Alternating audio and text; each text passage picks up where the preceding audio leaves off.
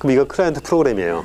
그래서 여기에서 내가 게임의 어떤 캐릭터를 그래픽으로 보여주고 간단한 업무하는 거는 내 PC에서 하는 거고, 여기서 하는 거에 대한 액티비티를 서버로 전송을 하죠. 그럼 서버로 전송하면은 서버에서 아 저쪽 클라이언트에서 뭘 했구나 그러면 그걸 서버에 데이터를 업데이트해서 필요한 데이터를 또 클라이언트에도 주고, 그럼 클라이언트는 그걸 받아가지고 자기 화면에 반영시켜가지고 어떤 뭐 게임을 진행하거나 어떤 업무를 처리하고, 이런 식으로 클라이언트하고 서버하고 서로 나눠가지고 그 분산해서 네트워크로 연결해서 처리가 되는 이런 방식이 이제 클라이언트 서버 컴퓨팅 방식이에요.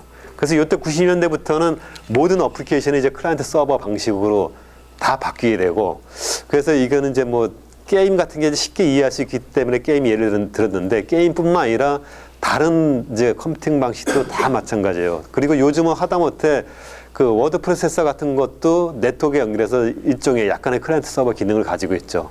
내가 워드에서 어떤 새로운 어떤 뭐 클립 아트를 찾거나 어떤 뭐를 이제 기능을 필요로 하면은 서버에 연결해서 그 기능을 이쪽으로 가지고 와서 뭐 사용하게 되고, 이런 식으로 되면서 전부 다 이제 클라이언트 서버 방식으로 전환을 하게 됩니다.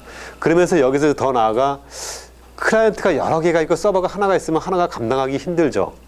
그러면 서버가 하나가 아니라 서버가 이제 여러 개가 돼요. 그래서 서버 간에 또 분산돼 가지고 업무를 협업하면서 처리하고, 이런 식으로 이제 분산 컴퓨팅하고 분산 컴퓨팅으로 가면서 여기에 필요한 이제 분산 운영 체제까지 등장을 하게 됩니다.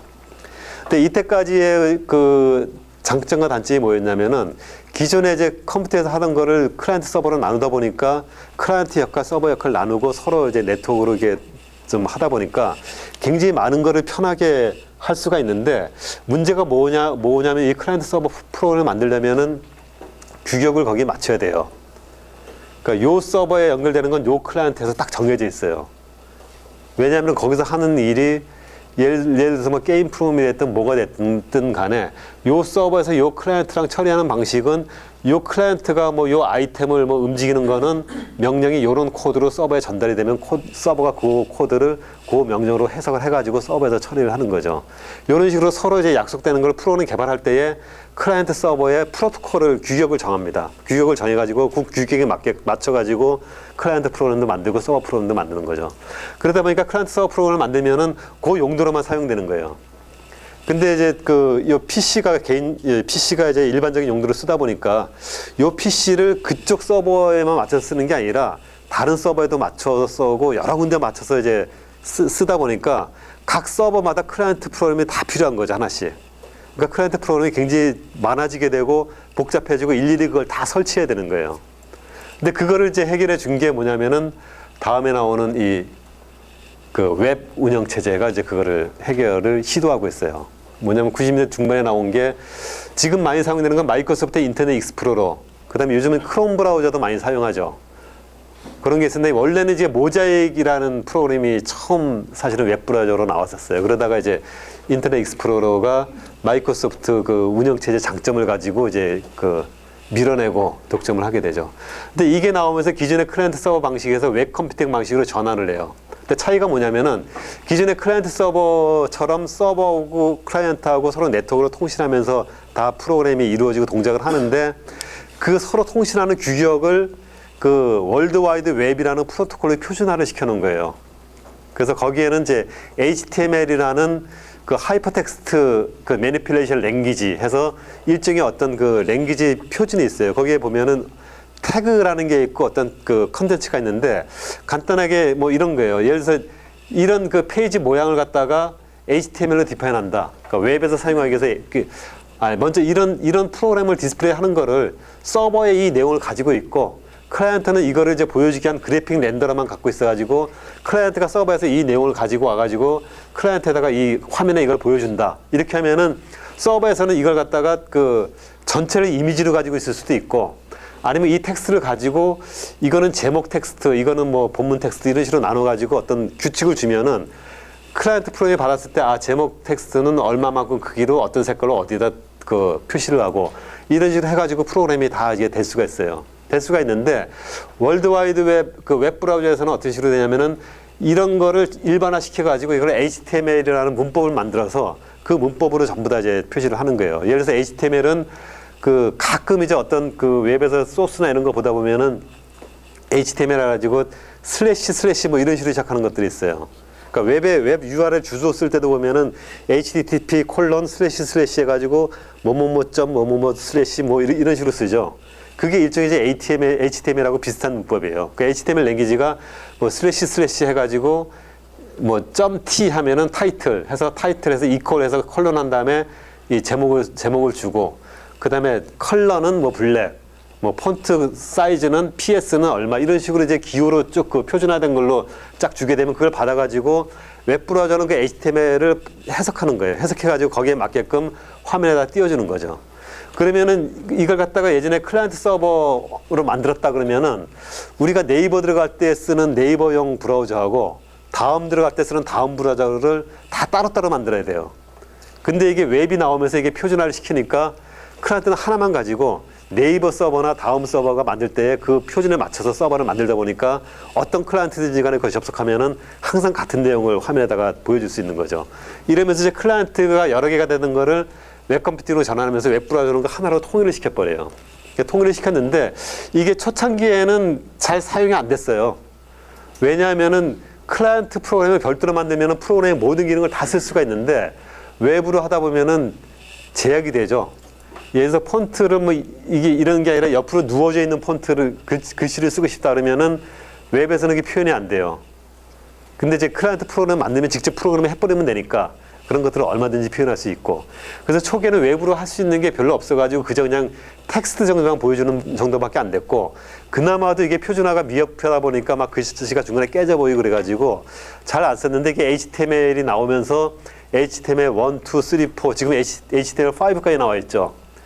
그리고 거기에 이제 HTML을 표현할 수 없는 동영상이나 이런 어떤 그림 같은 거는 뭐 자바스크립트, 그다음에 액티브엑스 이런 식의 어떤 별도 프로그램 모듈을 같이 넣어서 쓸 수 있는 그런 구조로 발전하면서 이제 그 웹 브라우저에서 거의 안 되는 것 없이 웬만한 거 다 표현할 수 있는 그런 정도까지 가면서 이제는 거의 이제 그 애플리케이션 개발 없이 웹 브라우저로 웬만한 거 다 할 수 있는 그런 시대가 됩니다. 그러면서 이때 이제 등장했던 유명한 기업이 야후, 구글, 네이버, 다음 이런 기업들이에요. 이 기업들이 뭐냐면은 포탈 업체죠. 여기가 뭐냐면 이제 포탈이라는 홈페이지를 만들어 가지고 거기 웹이 거기에 접속을 합니다. 그러니까 이것도 가능했던 게 뭐냐면은 구글 접속하기 위해서 구글 프로그램이 있어야 되고 네이버 접속하기 위해서 네이버 프로그램이 있어야 되는 게 아니라 웹 브라우저만 있으면 어디든지 접속이 가능하기 때문에 여기서는 클라이언트 프로그램이 뭐고 이런 거는 신경 안 쓰고 우리가 웹에서 어떤 거를 서비스를 잘 제공해 주느냐 이것만 신경 쓰면 되기 때문에 이걸로 인해서 이제 그 이쪽에 접속 사용자 수가 급격하게 늘어난 거고, 지금은 이제 뭐 전 세계 그 인구의 몇 프로가 뭐 구글을 사용하고 있고 뭐 이런 정도가 됐고, 여기에서 그러다 보니까 이제 여기에 광고 같은 걸 띄워가지고 굉장히 많은 수익을 올리고 이런 상태가 됐죠. 근데 사실 더 무서운 거는 예를 들어서 구글 같은 경우에 이 검색 포털만 제공하는 게 아니라 구글에서 각종 이제 어플리케이션들을 많이 제공하죠. 뭐 인공이 텐서 프로라 가지고 인공지능 학습 프로그램도 제공하고, 그다음에 음성 인식하고 통역 프로그램도 구글에서 구글 트랜스레이터 해가지고 제공을 해주고 구글 맵도 제공을 해주고 이렇게 제공을 하고 있죠. 근데 그거 우리가 다 무료로 쓰고 있어요. 근데 사실은 무료가 아니에요. 구글에서 우리가 이제 통역 프로그램을 구글 트랜스레이터를 써가지고 우리가 뭐 한글로 얘기하면 영어로 딱 번역을 잘 해주죠. 근데 잘 해줘서 잘 쓰고 있는데 그 번역해주고 이런 데이터들은 구글 서버에 다 쌓여요. 다 쌓이면서 그거를 계속 활용해가지고 번역 성능이 점점 향상이 돼요.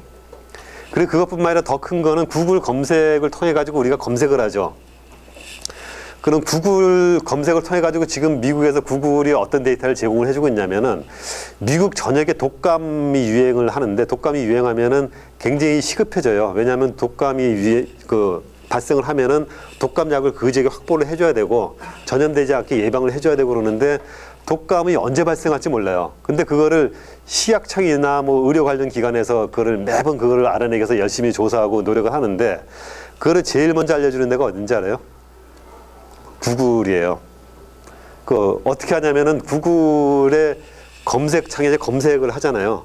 그럼 거기에 독감 관련된 단어가 있어요. 독감이 걸리면 우리가 찾는 게 뭐 고열, 그다음에 뭐 아스피린 이런 약을 찾아내면 어디서 구할 수 있는지 검색을 할 거 아니에요. 그런 검색 키워드를 분석을 해가지고 이게 어느 지역에서 이런 류의 검색 키워드가 얼마 이상 검색이 되면은 일주일 후에 여기서 독감이 유행한다. 이런 걸 빅데이터로 분석을 하는 거예요. 그래서 이제 구글에서 그런 데이터를 얻는데 그것뿐만 아니라 그 사용자가 뭐 물건 살 때도 우리가 검색 많이 하죠. 뭐 TV 살려면 어떤 TV가 좋은가 이 비교도 많이 하고 이런 검색하는 데이터가 그냥 검색하고 끝나는 게 아니라 거기 데이터가 다 빅데이터로 쌓이는 거예요. 그럼 그거를 분석해 가지고 마케팅 정보로 TV 가전회사에 뭐 판매도 하고 가전회사에 앞으로는 이러이러한 기능들이 사용자가 유저가 많이 찾을 것 같다. 아니면 어떤 지역에서는 뭐 큰 뭐 몇 인치의 TV를 선호한다. 이런 정보들이 다 쌓이는 거죠. 그래서 그게 보이지 않는 데이터로 해가지고 엄청난 그 자산이 되고 있어요.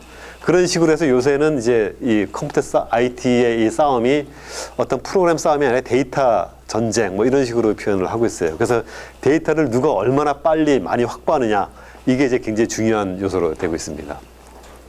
그래서 이런 식으로 가면서 이제 그동안의 발전이 예전에 70년, 80년 전까지는 메인프레임 컴퓨터의 중앙 집중식 폐쇄적 컴퓨터였다가 그 다음에 이제 그 80년대, 90년대 네트워크가 나오고 PC가 나오면서 클라이언트 서버 방식으로 가죠. 그래서 이 클라이언트 프로그램이 이제 그 사용이 되다가 이 클라이언트 프로그램이 웹 컴퓨팅으로 가면서 웹 브라우저 하나로 대체가 돼가지고 여기에 모든 프로그램이 실행되는 그런 형태로 그 변모를 하게 됩니다.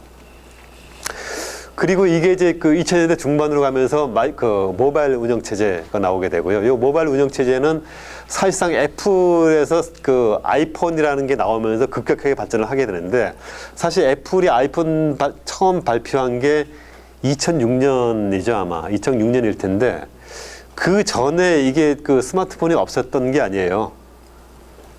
그 전에 보면은 이게 아마 2000년으로 기억하는데 2000년에 HP에서 아이팩이라는 그 포켓 PC를 발표를 했어요. 이게 스마트폰하고 비슷한 크기고 화면에 이렇게 윈도우가 뜹니다. 윈도우가 뜨고 여기 윈도우 어플리케이션들이 돌아가는 그런 기기예요.